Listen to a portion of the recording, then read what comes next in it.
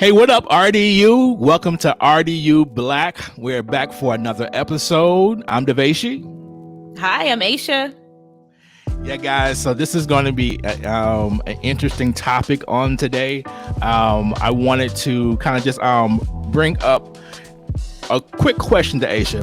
Aisha, how are you with kickbacks?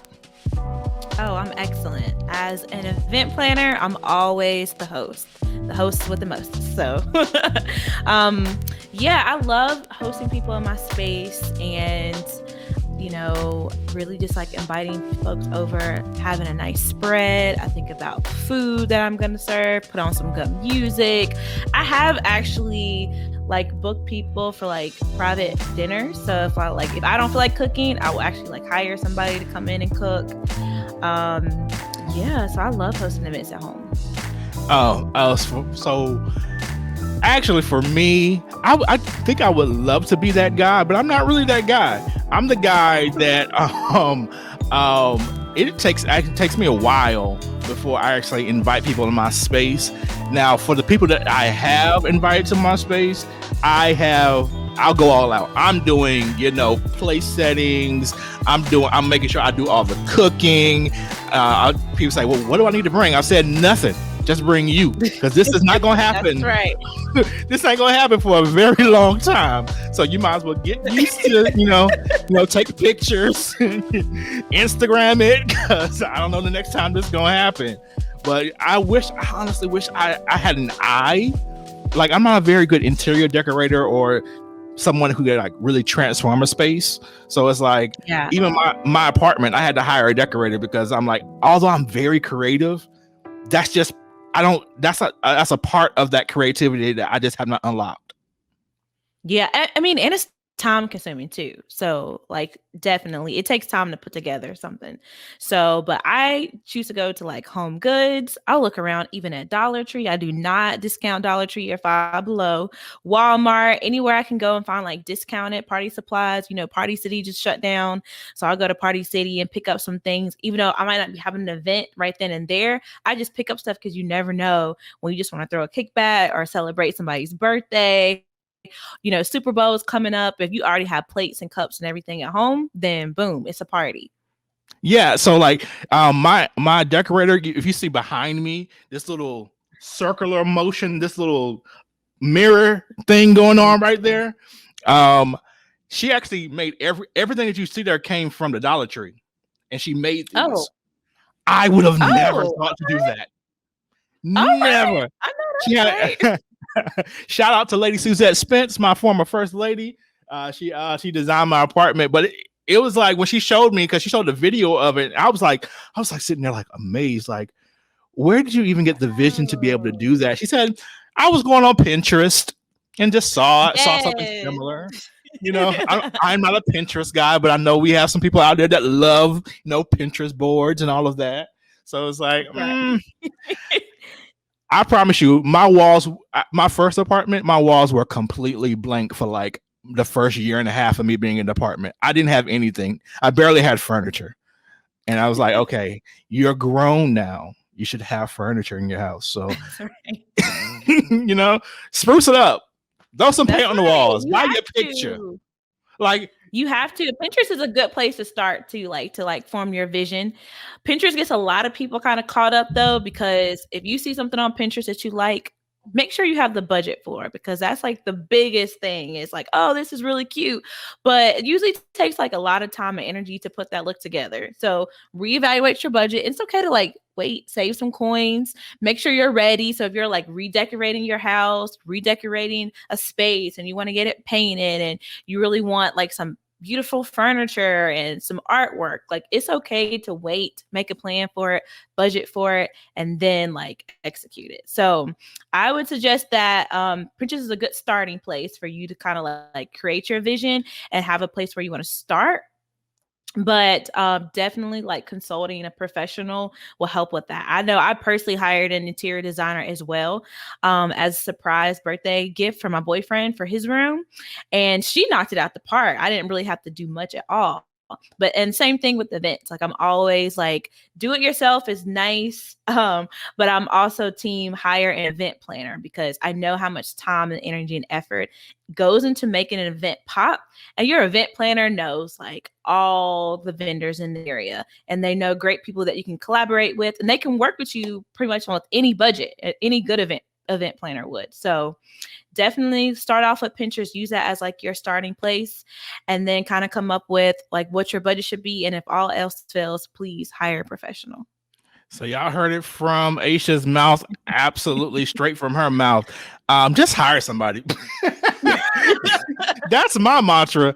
Save up the coin so you can be able to hire somebody, because some of my brothers out there that are listening, y'all probably feel me there. You know, it's like you still want to have your little bachelor pad, but at the same time, when you bring over your lady, you want it to look like something, smell like something, you know? So if you can't do it, find somebody that can do it, because some people, like I'm pretty sure somebody like Aisha probably saw the horribleness of her boyfriend's bedroom and said, you know what, we could do better.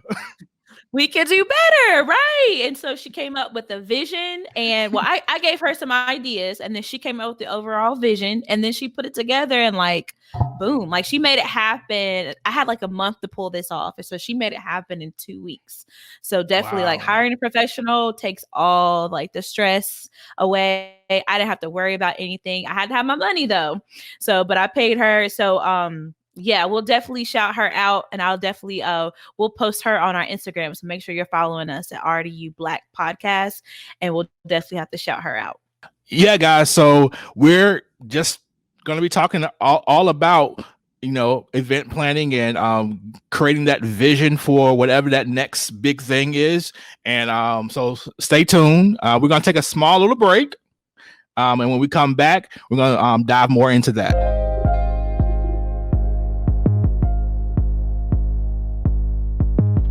Hey guys, this is DeVashi of RDU Black Podcast. Make sure you're following us on Facebook and Instagram. You can find us under the handle at RDU Black Podcast. That's RDUBLK Podcast. We post regularly, so make sure you stay connected.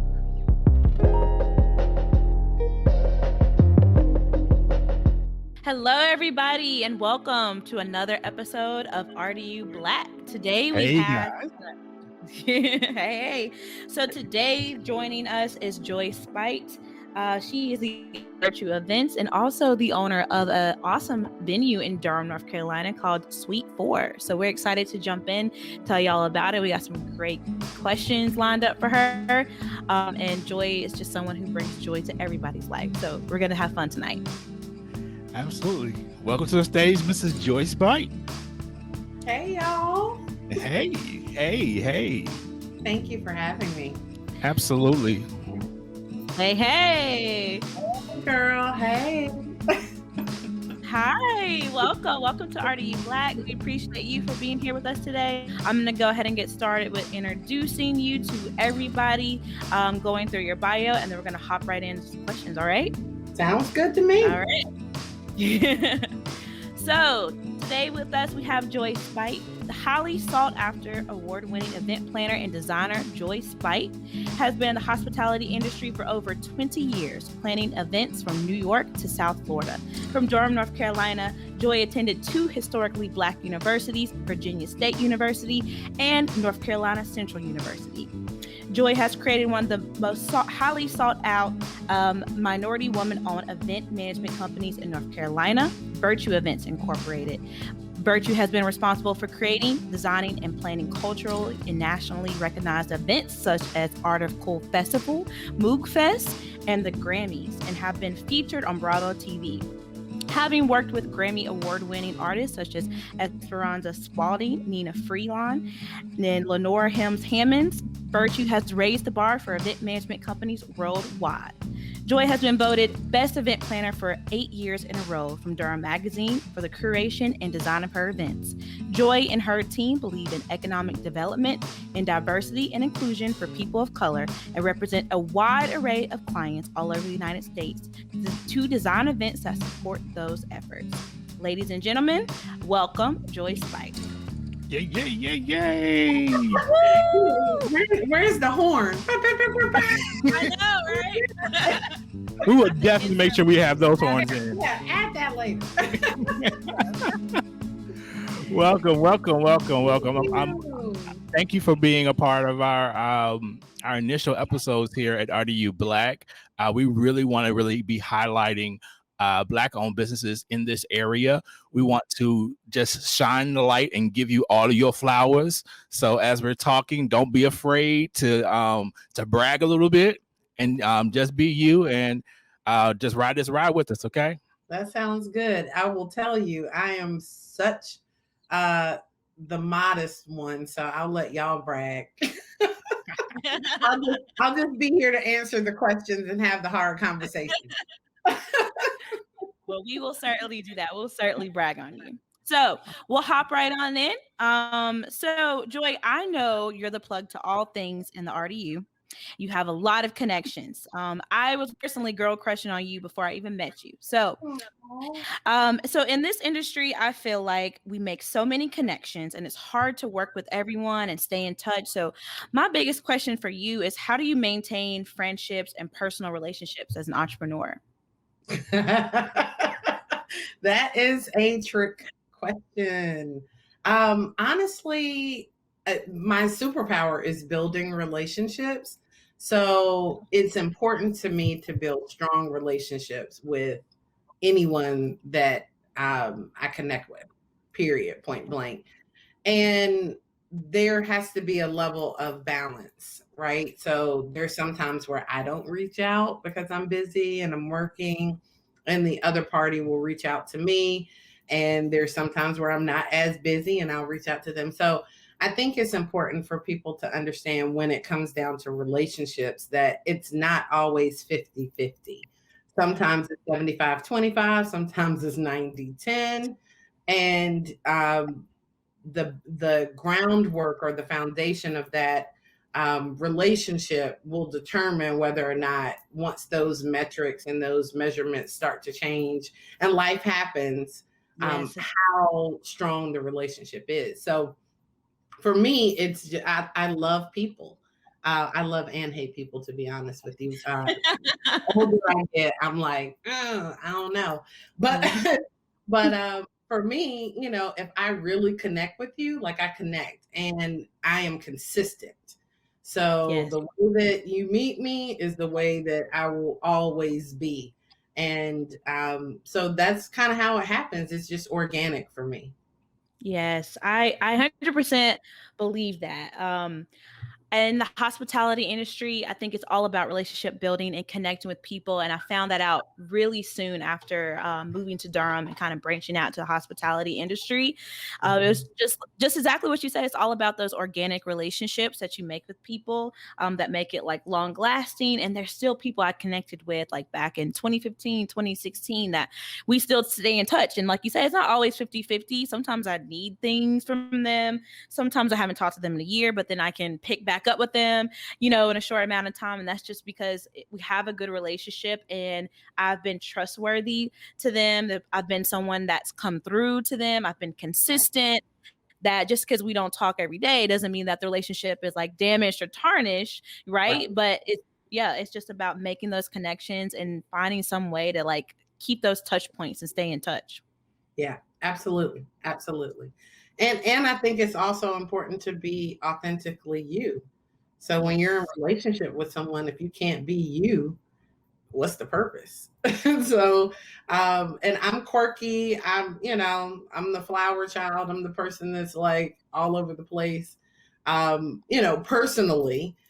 So my inner circle knows me as like the one that's like always in a hoodie and sweatpants. And that's what I prefer to do. But in professional life, I have to show up because that's right. People aren't really going to always listen to me in a hoodie and sweatpants. So, I think but to know that that's what I like and I enjoy is to really know me. You know what I mean? So I think it's important. Yeah, absolutely. 100% agree with that. So I saw on your Instagram that you recently quoted, "Don't let anyone define you." And I really feel like that last question really kind of rolls into this one.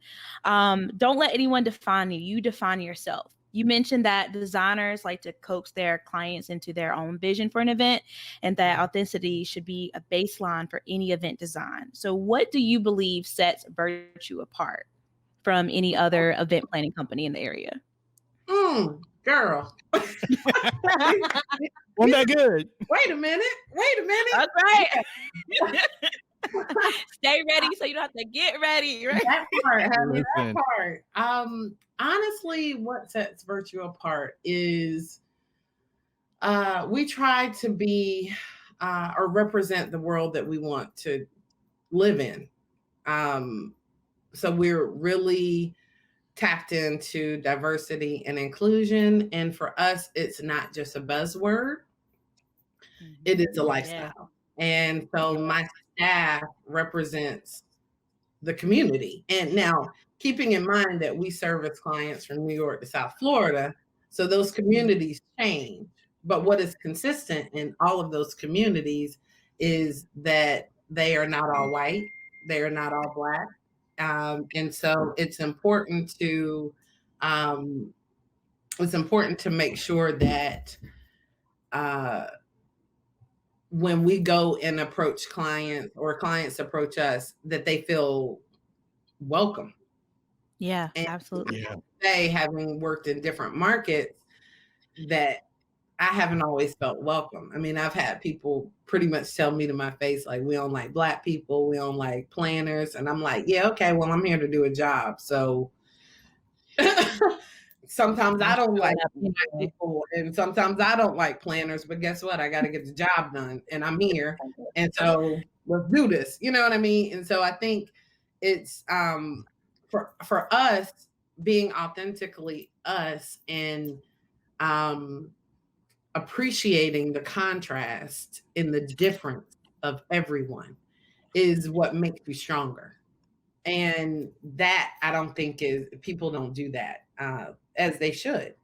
And so for us, that's a lifestyle. That's like the baseline is if you have any type of chip on your shoulder about anybody, then, you're not going to gel well with us at all. It's about love. Yeah, I wanted to kind of talk to when people talk about the Black experience and Black people, that we are not monolithic. We are not of one way. It's not one way of seeing us. We all have our different ways of expression. And you talked about how your originality and your uniqueness was important to how you even take your business and different style of business and decisions that you make. Can you talk to just how important that uniqueness is in this particular niche? Yeah, absolutely. I mean, there are 50 million thousand, as if that's a number, planners in the world. You know what I mean? Like when I got started, it was just mostly white women who were corporate planners or wedding planners. And it wasn't a lot of Black women that were in the planning industry at all that I could look to for any type of inspiration or much less any help. And so for me, what I decided is that I made a conscious decision that I wanted to create a company that was fun and that I enjoyed working in, and that I woke up every morning and I was excited. And sometimes I'm not, but for the most part, that I could wake up and be excited at actually doing the work, because this is a thankless job. Planning events is thankless. People think that it's easy. We make it look easy on purpose, and ultimately it's a luxury. And trying to educate our communities on the importance of being a planner is like a whole nother job. That's like, I spend most of my time doing that, the education part of why you want to pay me a lot of money. And so as a result of that, I also have to prove it, right? So I can't just talk you into it and then not have results. Because at that point I'm a fraud. So, Absolutely. I think for us, it was important early on to kind of set that precedent that's like, you know what? If I say I'm going to do it, I'm going to get it done by any means necessary. And it might not be in the time frame that I tell you, but I promise you I'll get it done. And I mean, I've been able to stick to that. At my own peril sometimes, as I'll, be like, oh yeah, we can have someone drop out of the sky and twirl around and, you know, put confetti on your event, and 9 times out of 10 it's me dropping out of the sky and putting confetti on the event. So I think you just have to be a woman of your word or a man of your word, and make sure that you deliver whatever it is you're telling your clients. I hope that answered your question. Absolutely, it does. I think that, even as entrepreneurs, or really just Black people in general, we deal with the stigma of we're Black, and so either we're trying to give you a hookup, or we're trying, we're almost cheapening for the same amount of service. So it's like kind of going into it knowing that, hey, when it's time to show up, it's time to show up. It's time to show and prove. Yeah. And I think it's important that everyone understand that you're worthy of your hire, whether it's a side hustle or whether it's your full-time gig. I mean, that's biblical. Like, and if it's in the Bible, then we definitely need to be living by it, where it's, at the end of the day, the gifts and the talents that you're blessed with, if you choose to bring that to the industry and to the market, then you know what? Guess what? You got to charge. You got to make a living. Mm-hmm. And I think where I went wrong early is, trying to be all things to all people, because I was like, oh yeah, I can do this, I can do that.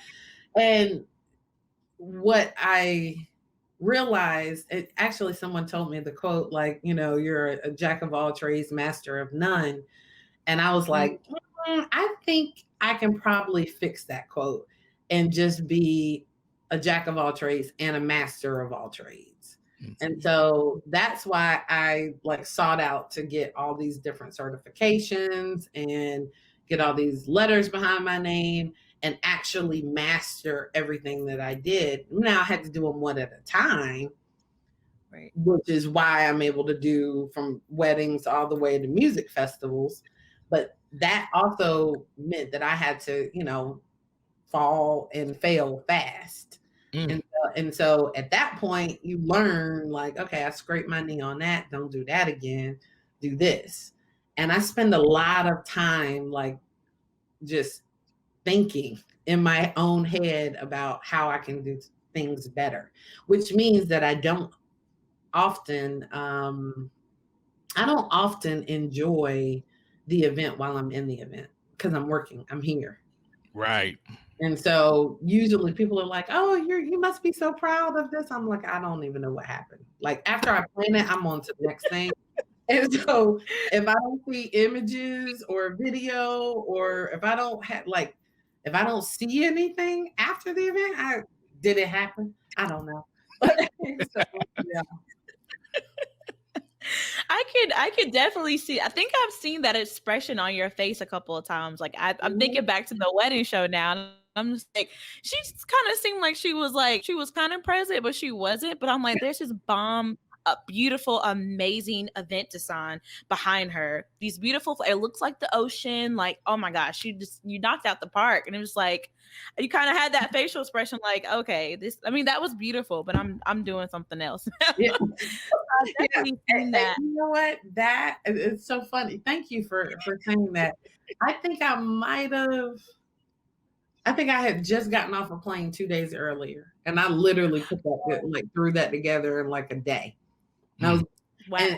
And so most people are like, what are you thinking? I'm like, because I have it here. And oh so yeah. Usually by the time I will pull the trigger quick, because I know what I want. And sometimes I don't. I'm like, I think this will work. Put it together. And my vendors are like, are you serious? And I'm like, mm-hmm.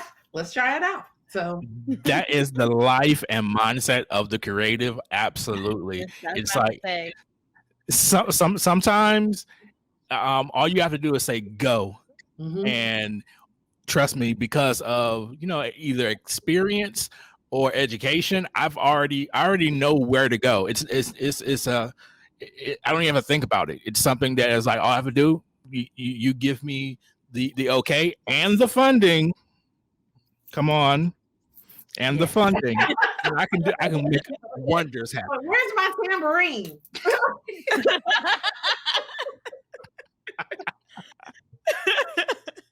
Wow. Yes, but you really just dropped some really good gems, because I feel like sometimes as Black women, not even, we'll take the industry out of it, but as Black women in general, we have to work 10 times as hard as our counterparts.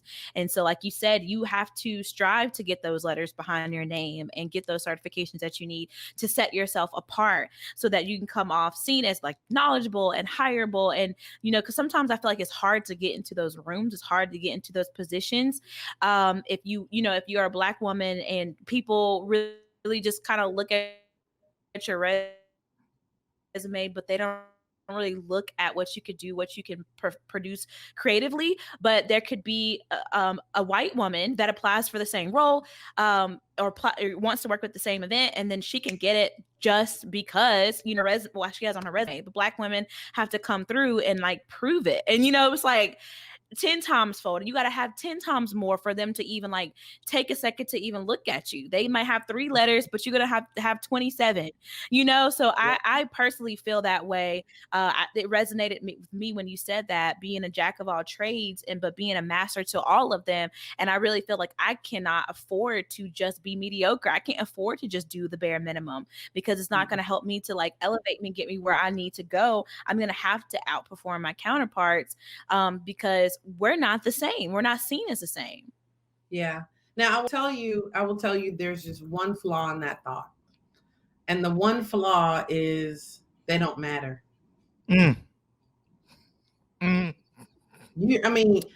Why would you want to be average? Why wouldn't you want to do things in an excellent way? Like why? And so I had to ask initially when I moved back to Durham, I was like, what in the world happened to my city? Like, I'm from here, born and raised here. It was a completely and totally different city. And I had to, as painful as it was, relearn the place that I grew up in.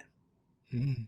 And because of that, then I had to build all new relationships, because I was gone. I was gone for 10 years. And so, I knew Charlotte. And even when I go back to Charlotte, guess what? Some of the vendors and some of the people that I used to work with aren't even in the industry anymore. And so there's a constant level of change, and change is constant. And so rather than me dig my heels in and I'm like, look, I'm from here, this is my city, which sometimes I do that. But there are other times where I have to be like, okay, I have to, open up my door, open up my thinking and say, you know what, this isn't really about me competing with anybody other than myself. Myself. And that's what I do. I think that's part of going back to, what makes us unique. We do us. Like, we're not just doing purple light lit events. Like, we do the whole spectrum of colors. Like, you know what I mean? Like, so I don't really look at anybody. Now, I will appreciate other people's work. There you go. I will not. 9 times out of 10, I can know somebody's work and not know their name. And then when I'm like, oh, I like your work. And and most people will tell you that I've walked up to people and I'm like, oh, that's you. I like your work. I pay attention to the work. What's the result? Wow. Yeah. Yes. What's the result? What's the results? I want to piggyback just a little bit off of that, because I know as an event planner, that collaboration is paramount. So it's like as I sit and hear you talk, in order for you to kind of pull off these wonderful events that you are doing, you have to be able to kind of work with people. Either you gotta love working with people, or you just gotta just be able to know how people work. Yeah. Can you speak to how collaboration is currency and how that translates into your particular business? You know what? I freaking like y'all. Y'all got the good questions. Let me get comfortable on that one. No, so yes, great question. And I will tell you, our mantra and how we do business, period, is to create the win-win. Period. If I'm only winning, it's not a win-win and it's not a good situation for me. And so I've walked away from deals often. I've walked away from working with vendors often, because it sometimes it's just a take mentality. You know what I mean?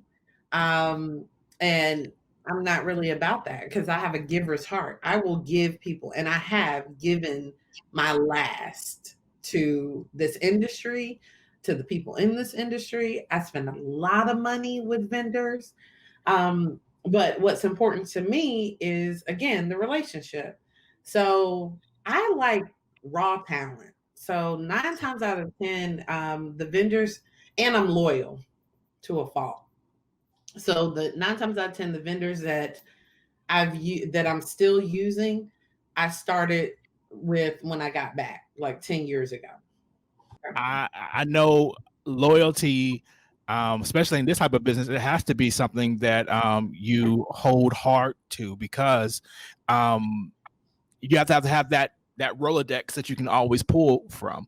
And if I treat this vendor or this client the right way, the law of reciprocity is going to come back to me.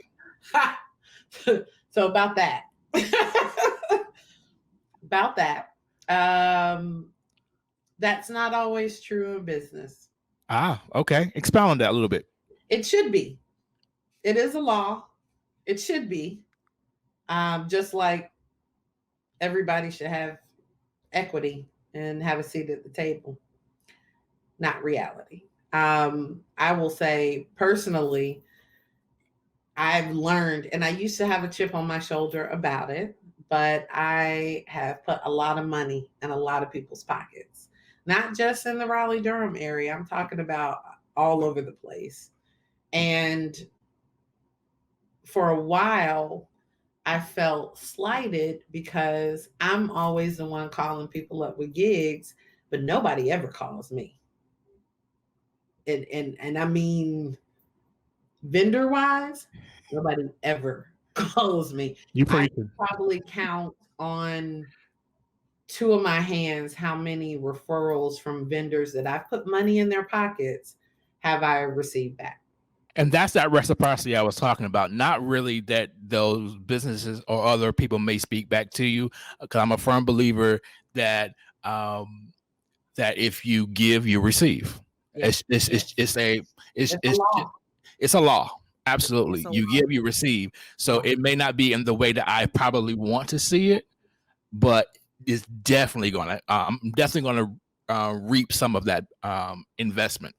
Yeah, exactly.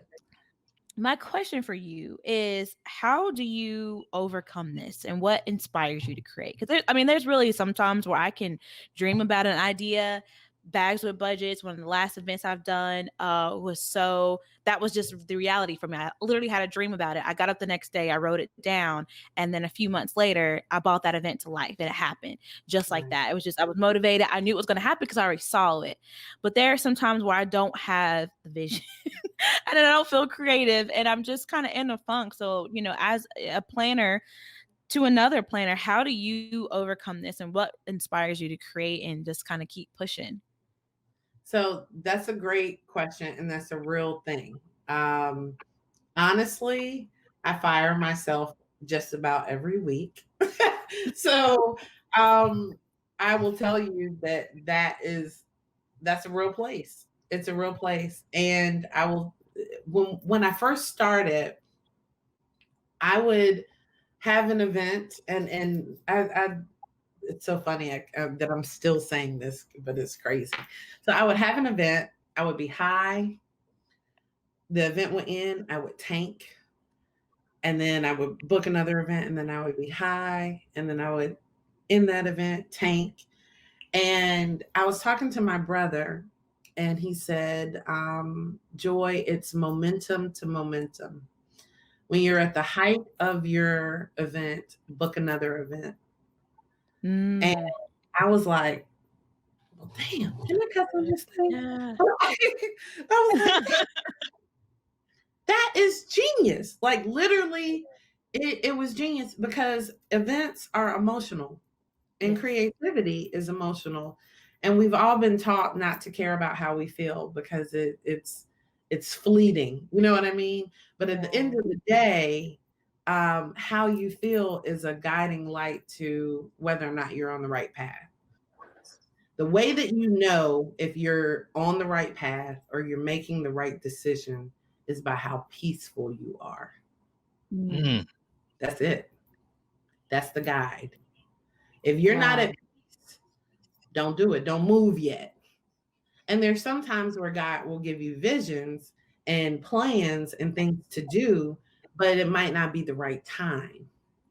And so that's where that inspiration comes in, because if God gives you a vision and he starts sending things your way to fill in the path as you're walking, that's when you start moving. Wow. Yeah, it's all about divine timing. It's all about making the right moves at the right time, but believing that God is directing your path. And like I said, we're not going to have a religious discussion, but when you know, you know. Mm-hmm.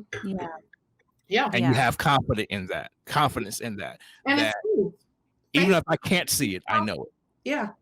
Faith makes things possible, not easy. I saw in your bio that you're the product of 2 HBCUs. And I'm going to shout them out real quick. Virginia State University and the North Carolina Central University, amplified. And you're intentionally vocal about, one, your love for Black people, but also being a product of HBCU.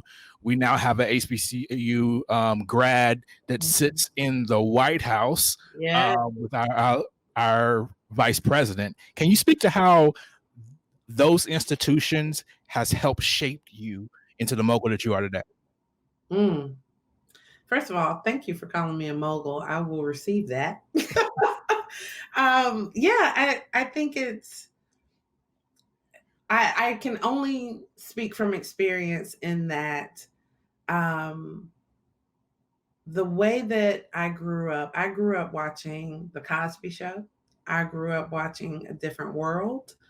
And that made me want to experience life through that lens.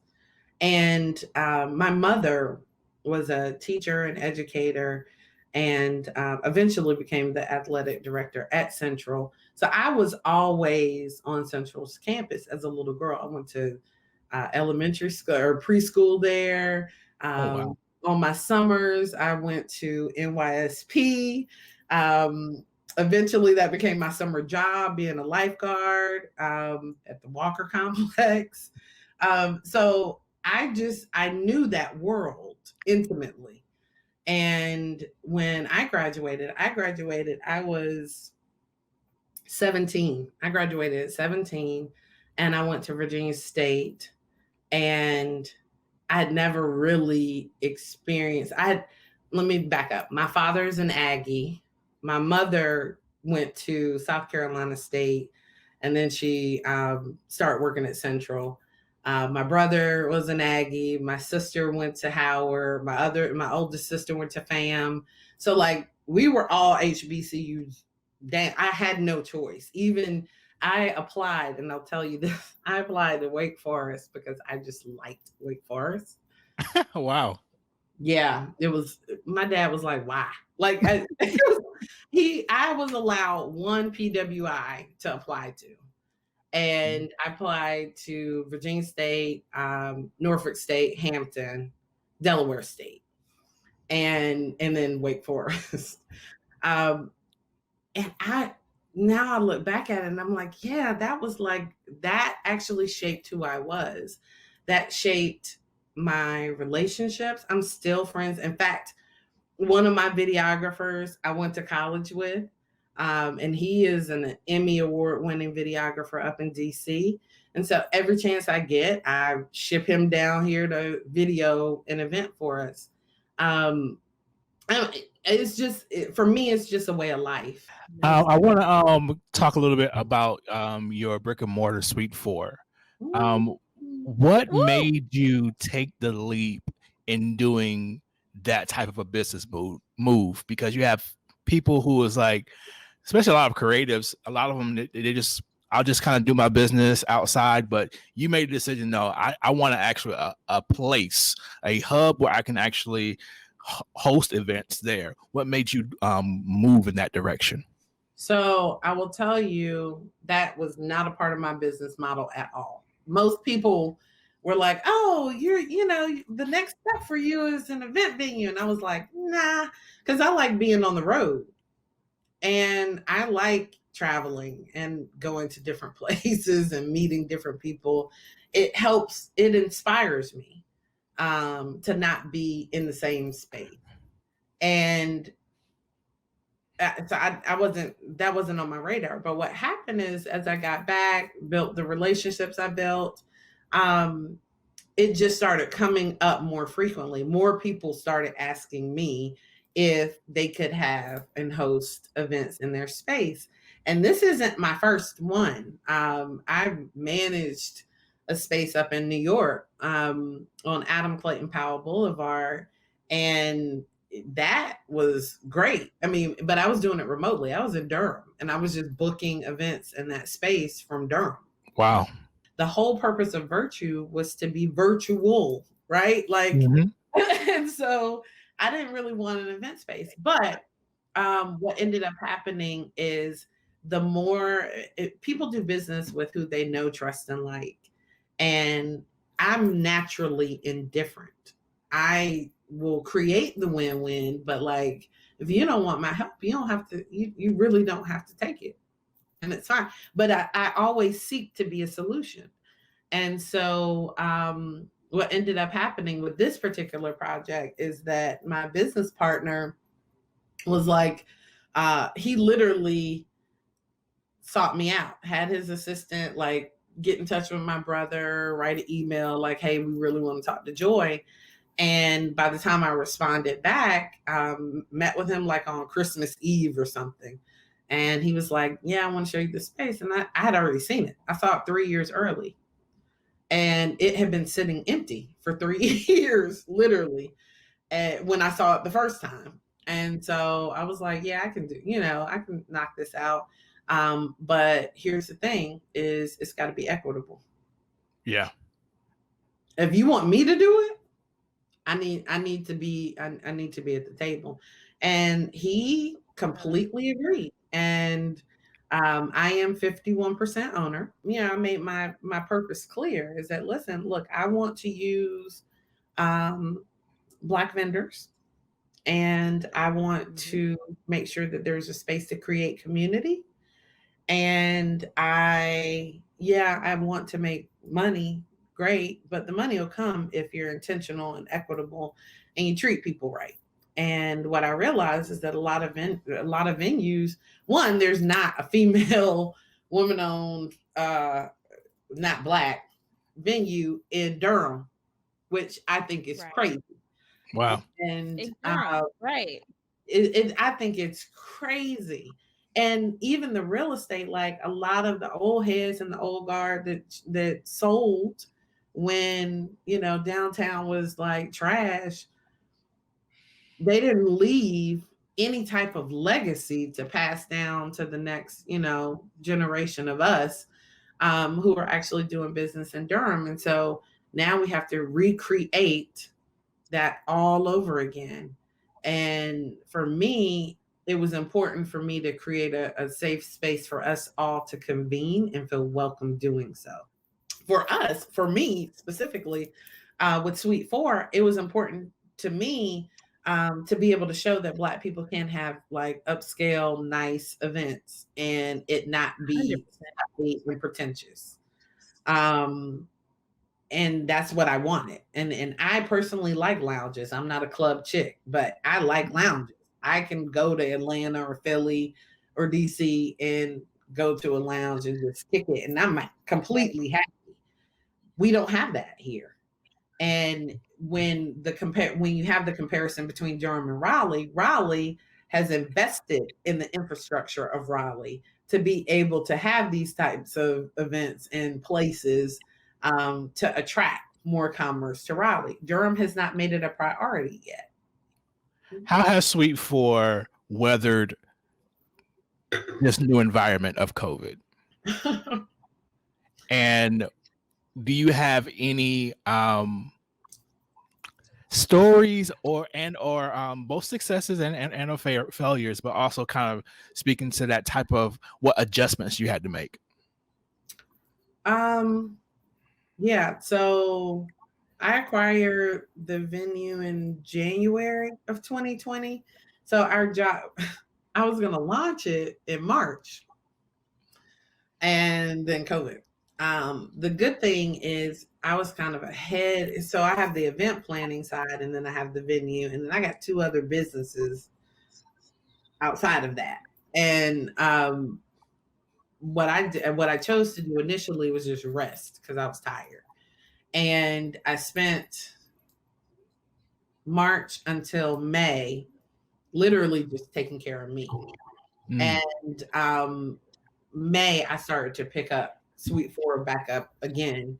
And I'm glad I didn't launch in March because of the fact that like I would have been rushing and I would have been doing things like haphazardly, and it just wouldn't have been good. So I took that time to actually go back through and literally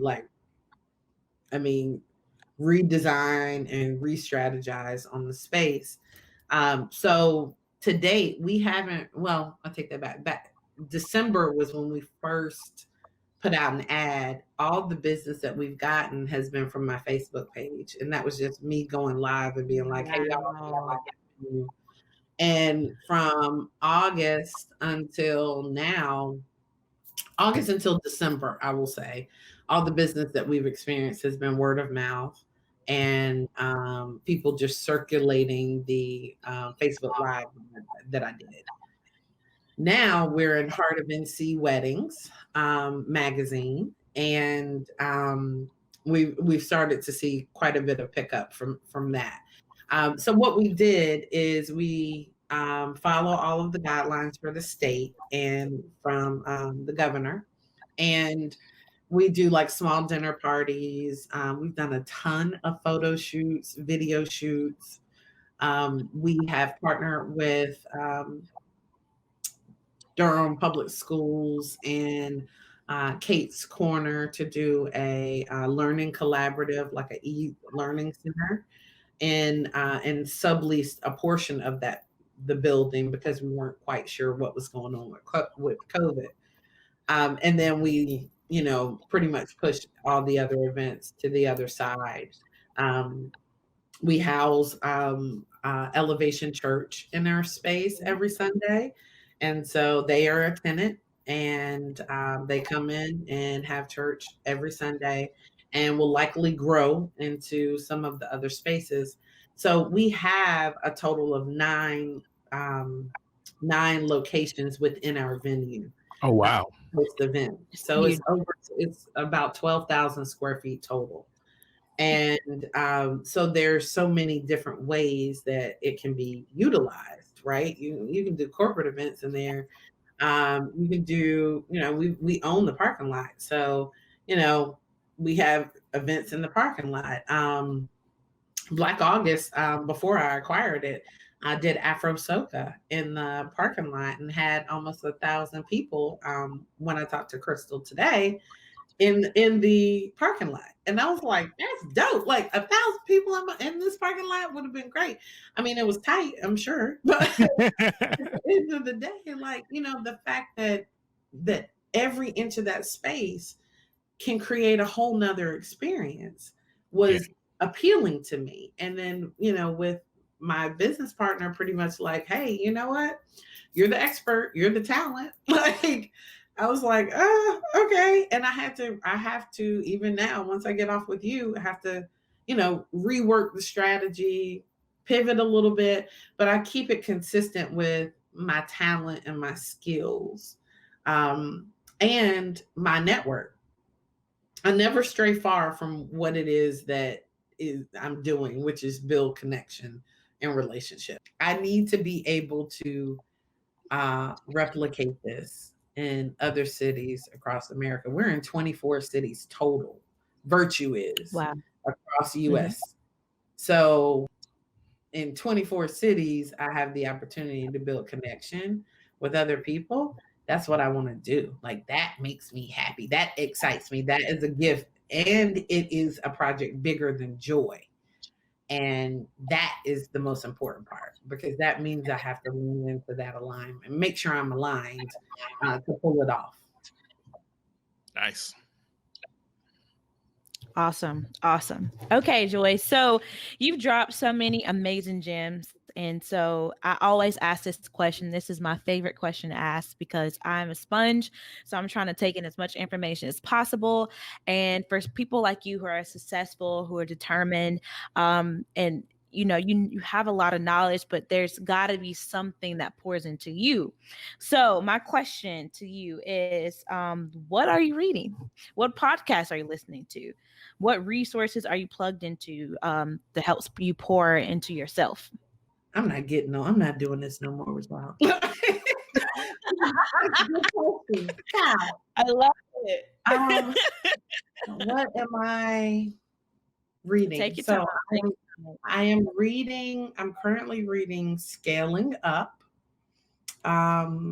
which is a business book, really, about how to scale your company. And so that I can stop, being the master of all things. I really want to empower others. And so I need to find a better way to do that. Second thing I'm reading is Ask and It's Given, Abraham Hicks. Okay. And that is more about law of attraction and how to apply it to your life. And that has changed my life over the past year. That's a game changer, that one. And Scaling Up is a game changer. How else am I doing? I just joined, I had been asked, and I just joined Entrepreneurs Organization and Accelerator, where the goal is to make $1 million in, I think, a year. All right. Yeah. Yeah. So that we meet every month and quarterly. And that has completely blown my mind because sometimes you don't know what you don't know.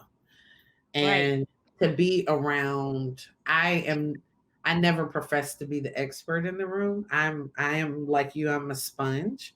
But also I have a whole history of entrepreneurship that I can draw from. But the world is different now. And the world is different from the 60s, 70s, 80s, and the 2000s. And it is starting to become even more different, the further that we get out. And so being able to network and be around, and I hate networking, by the way.